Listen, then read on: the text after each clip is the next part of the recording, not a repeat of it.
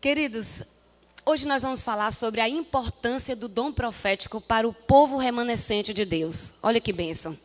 Louvado seja o nosso Deus. Vamos fechar os olhos e fazer uma breve oração. Santo Deus, amado Pai, digno de toda honra e toda glória.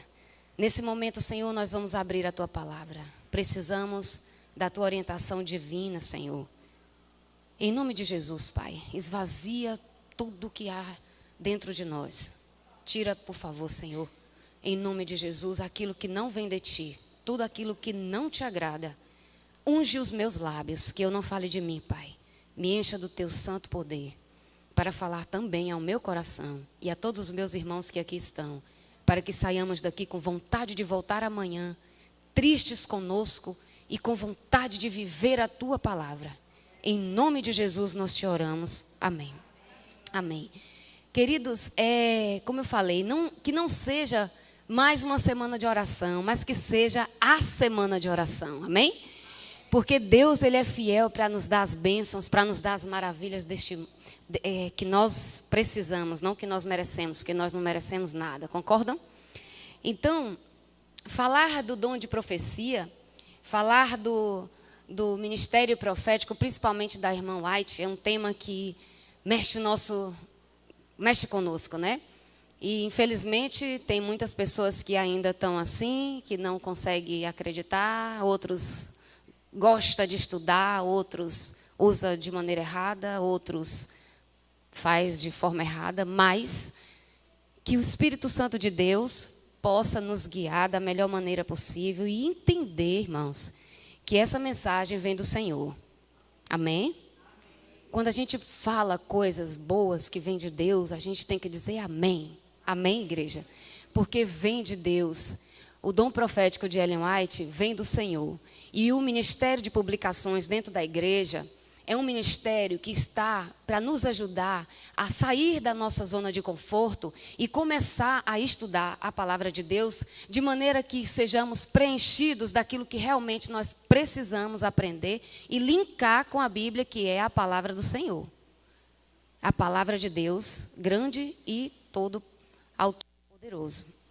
Então, a pergunta inicial é o porquê que nós, adventistas do sétimo dia, aceitamos o dom profético de Ellen White, uma vez que todas as nossas doutrinas são baseadas aonde?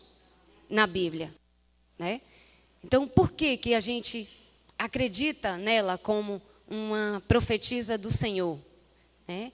E aí eu estava lendo a história do rio Paraná, que é um rio que, quando os navios fazem o percurso para poder fazerem suas descargas, quando termina ali na desembocadura, ele forma um delta muito grande. E aí os navios fazem um percurso e quando chega ali no rio Paraná, pedem até pilotos da área mesmo para que esse navio não seja atolado, digamos assim, né? Por conta de profundidade, que tem certas profundidades que o navio não pode passar, porque senão atraca. Então, esse delta a gente pode trazer para a nossa realidade de vida e mostrar que a história do nosso mundo, né, pode ser comparada a um grande rio que passa por montanhas e vales, formando um grande delta, né, onde esse delta ele tem as pontas ali, 1, 2, 3, filosofia, ideologia e também religião. E esse delta, irmãos, quando a gente traz para o mundo social, olhando, tendo uma visão bem ampla, a gente vai perceber e estudando a gente também vê que hoje inúmeras filosofias, inúmeras ideologias e cada uma mais diferente do que a outra tem tentado sufocar o cristão. Tem ou não tem? E não só o cristão, já cristão, mas também aquelas pessoas que nem conhecem a Deus. Porque hoje tem uma série de coisas envolvidas. Teologia da prosperidade, né? E aí eles vão fazendo aquele milagre, a cura, a libertação. Para quê? Para que as pessoas se iludam e vá para as igrejas a fim de apenas receber bênçãos, né? Então, se a gente for parar para ver, a gente está imergido num grande delta do mundo, onde nós temos essas três pontas aí, filosofia, ideologia e religião, onde isso está cada vez mais envolvido nas 45 mil denominações que nós podemos ver aí em todo o mundo, onde uma fala uma coisa, outra fala outra, e todas querem estar baseadas na Bíblia, mas no final das contas ninguém está nada, né? E aí tira texto fora do contexto e vira o quê? Pretexto. Né? Então, o dom profético de Ellen White, ele justamente não veio para substituir a Bíblia, mas sim para nos alertar contra esses grandes enganos que estão soltos por aí. Vocês já imaginaram, irmãos? Ellen White, ela tem uma imensidão de livros. Vocês já imaginaram se a gente pega só a Bíblia e fica ali? Claro que ali tem uma luz que é perfeita, mas se não tivesse o dom profético, como que nós iríamos nos aperfeiçoar no caminho de Deus em relação a esse mundão aí do jeito que está? Porque se você quer criar seus filhos, vai lá vai ter. Tem um livro Lar Adventista que é uma beleza. Ensina pais e mães a cuidarem dos seus filhos. Sabe por que os relacionamentos dentro da igreja acabam, queridos? E aí eu já estou entrando, viu, Elisângela, no outro assunto que eu adoro, que eu amo, né? Adorar somente a Deus. A família. Sabe por que os namoros estão acabando? Os relacionamentos. Sabe por que os rapazes da igreja não dão valor para as meninas também querem ficar mudando também de namorado? Porque não lê os livros proféticos que Deus deixou. Mensagens aos jovens. Tudo são publicações, queridos, que trazem ensinamentos para nós. E se a gente é cristão adventista do sétimo dia, nós temos que crer nesse dom profético que ele veio iluminado por Deus. E a gente não pode pegar coisas embasadas lá de fora e trazer como princípio para nós e dizer, não, o livro de Augusto Cury fala isso e aquilo e está maravilhoso. Por quê? Se eu tenho, por exemplo, Mente, Caráter e Personalidade, volume 1, 2, e vai lá. Se eu tenho Testemunhos para a Igreja, Mensagens Escolhidas, falando uma série de coisas, como que eu devo me comportar, como que eu devo agir, como que eu devo tratar a esposa, a namorada, como que eu devo tratar o esposo, o namorado. Enfim, eu estou falando assim, irmãos, porque isso são assuntos bem reais, né? A gente vive isso. Mas se a gente tem uma fé em Deus, queridos, e a gente faz o que Deus fala na palavra dele, a gente não sofre. A gente se entristece, mas a gente não sofre. Satanás quer ver a gente o quê? Triste. Mas se a gente se apega ao dom profético, à Bíblia Sagrada de Deus, e aí a gente não vai cair naquele verso que diz o quê? Meu povo perece por falta de... Olha para cá, irmão, em nome de Jesus. Pede a Deus para espantar o sono que está em você. Pede a Deus para tirar tudo aquilo que não vem de você nesse momento e olha para cá, para a gente poder ficar firme e forte. Queridos, essa ideia de que a gente não precisa usar as coisas de Deus é satânica. Quem falar para você que os conselhos da irmã White não servem e que são apenas conselhos, é Satanás falando, viu, irmãos? Fecha a boca do diabo, queridos, porque ele quer te destruir. A Bíblia fala, resistir a Satanás e ele faz o quê? E se Deus deixou para nós, é porque nós devemos usar. E uma verdadeira leitura e um verdadeiro estudo da palavra de Deus faz com que a gente fique forte. E jamais esses estudos vão substituir a Bíblia. Porque se você estuda direitinho, a própria Ellen White manda você ir para onde? Para a Bíblia. Consegue entender, irmãos?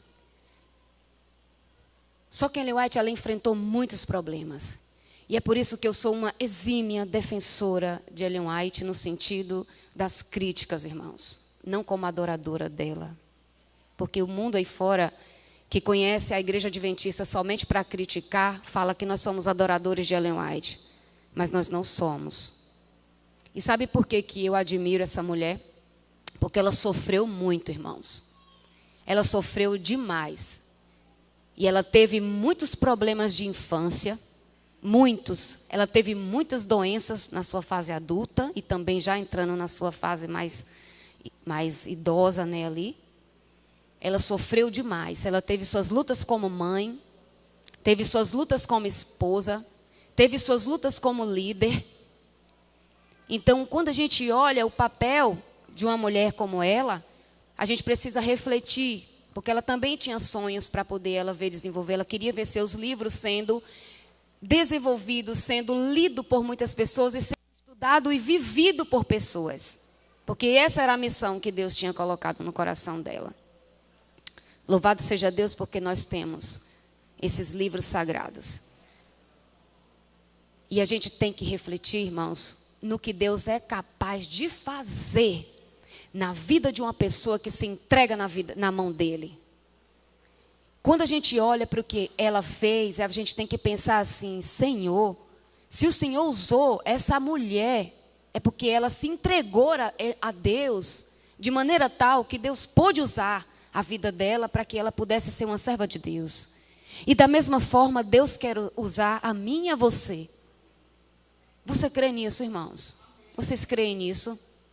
Deus quer usar cada um de nós. Se você ainda não entendeu, procure entender. Porque se você não entendeu e nem quer entender, talvez você não esteja no lugar certo. Eu não estou aqui, irmãos, em momento nenhum sendo dura ou querendo passar uma imagem de que eu sou melhor do que alguém, porque eu não sou. Eu já falei aqui uma vez e vou falar de novo. Nós somos irmãos e o nosso papel é ajudar um ao outro. E se você se sente melhor do que alguém aqui, pede a Deus para te transformar, porque isso é do diabo. Mas se você sente que é um trapo de imundícia, porque assim diz a Bíblia, louvado seja Deus por isso, que Deus vai te transformar todo dia. Pensa bastante em todas as coisas que Deus coloca na nossa vida, porque é Deus quem faz a transformação. E Ellen White, ela não foi melhor do que um de nós. E Deus escolheu ela porque ela aceitou o chamado.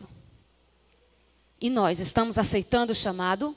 Ou será que a gente está com um pé na igreja e outro lá no mundo? Ou será que a gente está fazendo as coisas aleatórias sem saber para onde vamos? Ou será que nós estamos apenas brincando de ser cristão? Queridos, o mundo tem sufocado a gente de tal maneira que é complicado. E se todo esse material que Deus inspirou essa mulher a escrever para nós, a gente não saber fazer um proveito disso, nós estamos perdendo. E Satanás está ganhando. E ainda por cima está rindo de Jesus. E é uma pena, irmãos, é uma pena muito grande. Misericórdia. E eu falo isso, sabe por quê, queridos? Porque dentre os 5.000 artigos e mais 49 livros que ela escreveu, só que hoje, juntando as compilações dela, né, vai muito mais além, chega a mais de 150 livros, por exemplo, escritos na língua inglesa. Caminho a Cristo, por exemplo, ganha, e é um livro maravilhoso. O Desejado de Todas as Nações, perfeito, porque fala da vida de Jesus. Caminho a Cristo, você lê esse livro e começa a chorar, porque você começa a entender que sem Jesus você não é nada.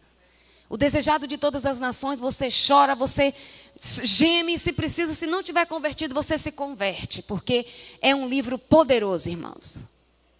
É um livro que mostra o sofrimento de Cristo, é um livro que mostra o quão Cristo deve ser realmente desejado.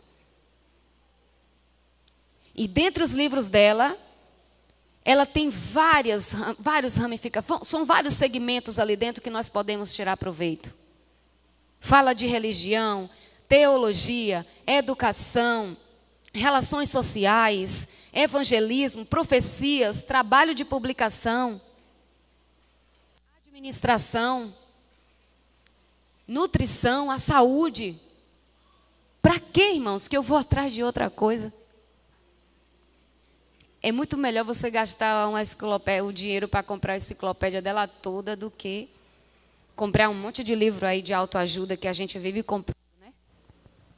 Muitas vezes a gente até se inscreve em coisas aí da internet para poder fazer cursinhos de autoajuda e acaba esquecendo.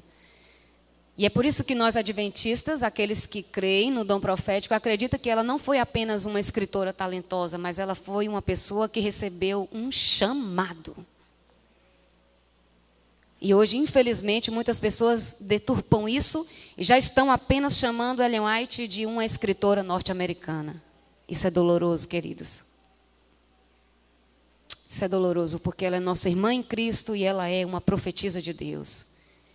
E eu falo sempre, Evelyn, é nos detalhes que nós precisamos ser fiel a Deus, para que lá na frente a gente seja fiel ao Senhor. E que se for preciso ser um Marte, o Senhor vai nos revestir de poder. Mas se hoje eu nego em pequenos detalhes a minha fé, lá na frente eu vou negar. Porque a Bíblia fala que aquele que nega no pouco, nega no muito.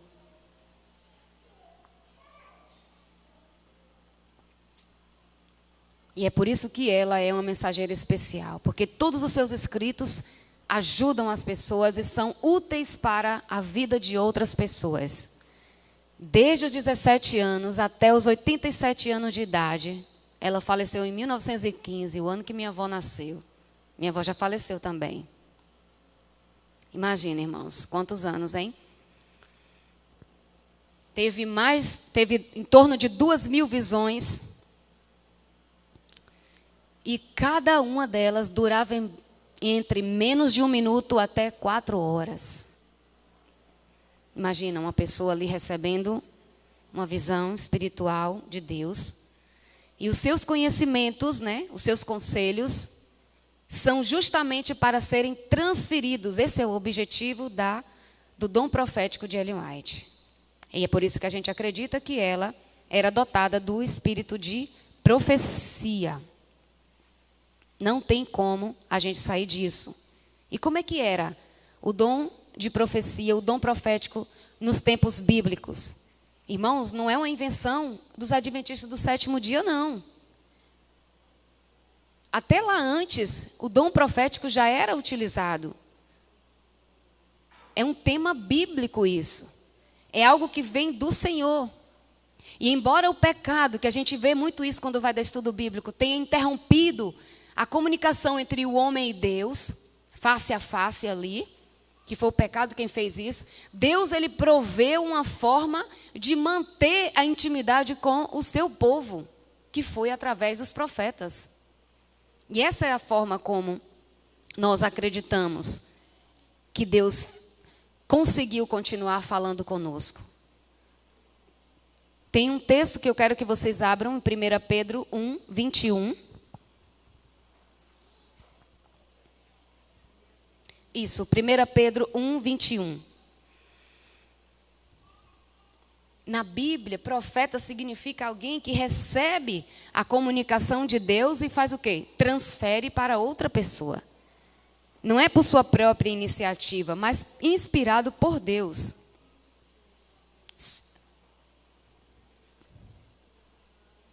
Confere aí se é, deixa eu ver aqui, 1 Pedro 1, 21. Espera aí, só um minuto. Isso mesmo, querida. 2 Pedro, então, né? Ou é primeira? É segunda. 2 Pedro, irmãos, desculpa. 2 Pedro 1, 21. Porque nunca jamais qualquer profecia foi dada por vontade humana. Entretanto, homens falaram da parte de quem? Movidos pelo? No Antigo Testamento, a palavra profeta, irmãos, é geralmente uma tradução do hebraico chamado Nabi. E o seu significado, ele é exposto lá em Êxodo 7, de 1 e 2. Não precisa abrir, tá? Que depois nós vamos voltar. Diz assim: então o Senhor disse a Moisés: veja, eu o constituí como Deus sobre Faraó, e o seu irmão Arão será o seu profeta. Você falará tudo o que eu lhe ordenar, e Arão, presta atenção, irmãos, seu irmão falará a Faraó, para que deixe sair da sua terra e os filhos de Israel. Essa passagem bíblica de Êxodo, ela está em conexão, explicando 2 Pedro 1, 21, mostrando ali, queridos, que Arão, ele era profeta de quem? De Moisés, falando para quem? Para Faraó. Conseguiram entender? Lembra que Moisés era tímido de língua, não queria falar, e aí Deus fala: não, fique na sua aqui, Arão vai falar por você. Então, Arão ali, ele entra como profeta para poder falar as coisas que Moisés tinha que falar para Faraó. Deus enche a cabeça de Moisés de revelações e Arão tem que transferir porque Moisés é tímido.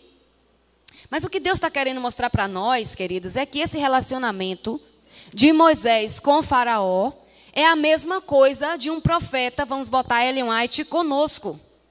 Deus revela para ela passar para quem? Para nós. Conseguiram entender, irmãos? E a Bíblia traz esses textos justamente para mostrar para nós que assim como Arão se comunicava com Faraó, é a forma como Deus usa Ellen White e também os profetas antigos da Bíblia para falar com quem? Conosco. Comigo e com você. E ainda para completar, vamos para Amós agora, capítulo 3.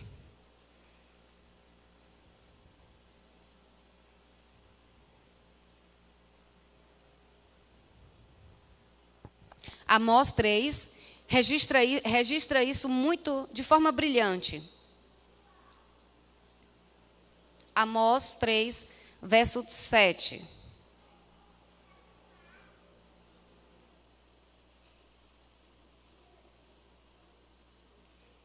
Quem está com sono? Lê aí.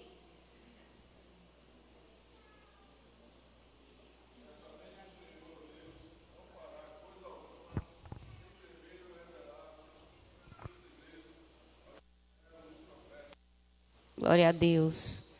Deus, ele primeiro revela, queridos, porque Deus, ele é um Deus que anuncia para nós também. Então, Amós vinha ali avisando e falando para nós. Então, Deus, ele primeiro anuncia. Então, quais são as funções do dom profético no Novo Testamento? Mostra que, primeiro, as seguintes funções. Os profetas, eles fizeram o quê? Prestaram assistência na fundação da igreja, está em Efésios 2, 20 e 21. Iniciaram a extensão missionária, cuidaram da evangelização na igreja. Edificaram a igreja, funções aí dos profetas. Uniram e protegeram a igreja. 5, advertiram quanto às dificuldades o quê? Futuras, porque os profetas falam aquilo que vai acontecer, prediz, e acontece ou não acontece? Quando é de Deus. 6, confirmaram na fé em tempo de controvérsias. Atos 15, 32. Eu tenho todas essas passagens aqui. Quem quiser pode me procurar depois. Para a gente não abrir em todas. Então, como é que nós podemos entender o dom profético hoje, nos últimos dias, né? Porque muitas pessoas, irmãos, acreditam que o dom profético acabou quando? Lá na época apostólica, naquela era apostólica. Só que não, a Bíblia fala que hoje nós temos uma necessidade. Porque Satanás está como leão fazendo o quê? Rugindo, querendo nos tragar. Então Deus está mostrando que assim como naquela época tinha a necessidade de profeta, hoje nós também temos a necessidade de profeta. E qual é o propósito de Deus para nós nos tempos de hoje, para a tua igreja?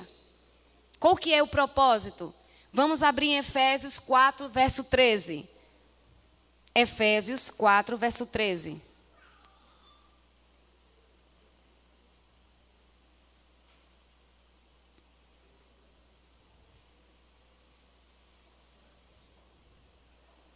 Posso ler? Que todos cheguemos... Pode ler, irmãos? Ou vocês ainda estão procurando?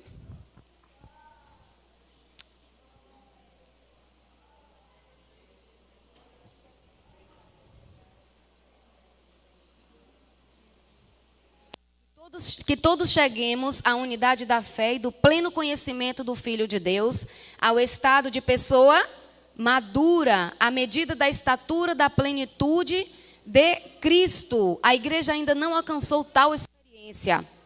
E é por isso que ainda nós necessitamos da presença dos dons do Espírito. Para que a gente se amadureça, para que a gente cresça nas mãos de Deus. Consequentemente, lá em 1 Tessalonicenses 5, 19 e 20, abram a Bíblia de vocês. E eu acredito que esses textos são táticas para que a gente possa se manter acordado. Que eu estou vendo gente aí abrindo a boca.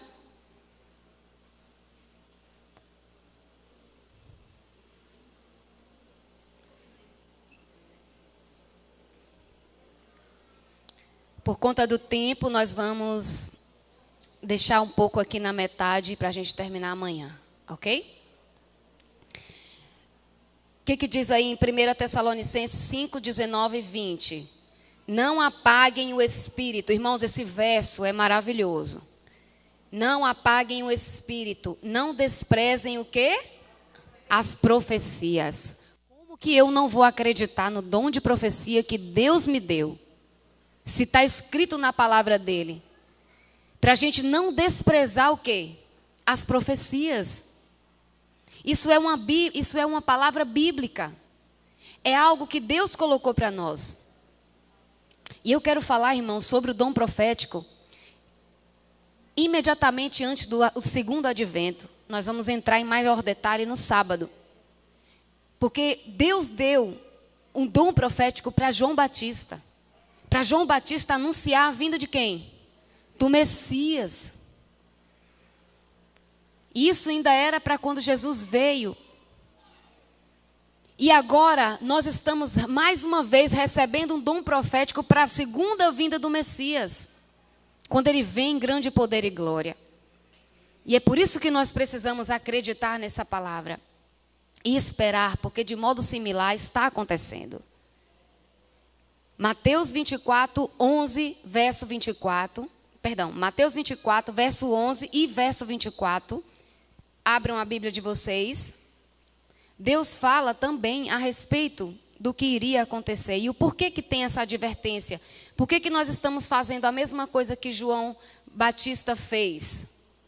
Porque Deus fala, queridos, que nessa época, viria muitos falsos profetas para poder enganar, se possível, quem? Os próprios eleitos. Viriam muitos falsos cristãos, falsos cristos. E um detalhe, irmãos, se Deus, na palavra dele, colocou ali dizendo que existiria falsos profetas, é porque tinha ou não tinha um verdadeiro? Consegue entender o que eu estou querendo dizer, irmãos? Se Deus colocou lá na palavra dele, que nesse tempo haveria falsos cristos, falsos profetas, é porque existia o verdadeiro. Não é coisa da nossa cabeça, queridos. É coisa de Deus. O que diz aí, irmãos? Leiam vocês, Mateus 24, verso 11.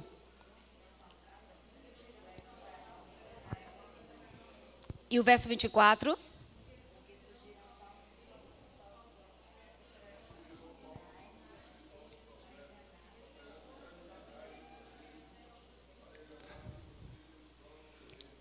Está tendo ou não está tendo isso, queridos? Irmãos, o que mais tem, e ainda tem mais uma jogada fácil, a jogada da pesca. Eles ainda querem pescar as pessoas. Antigamente, eles falavam que era o povo adventista que pescava lá, né? E hoje, o que vocês acham?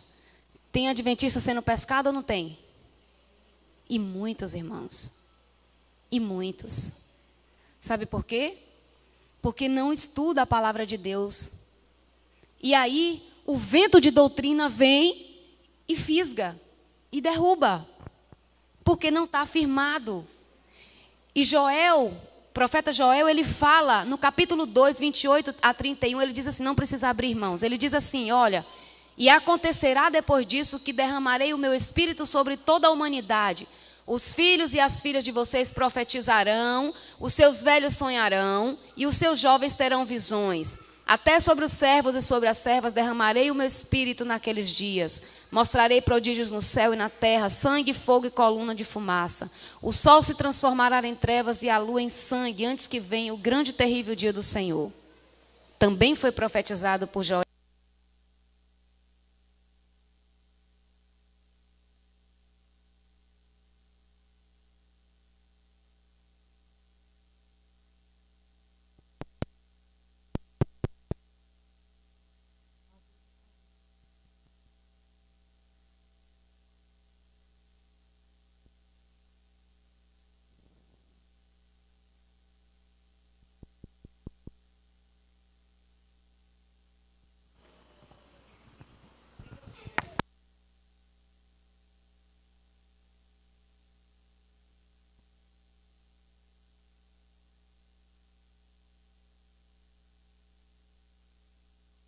Som.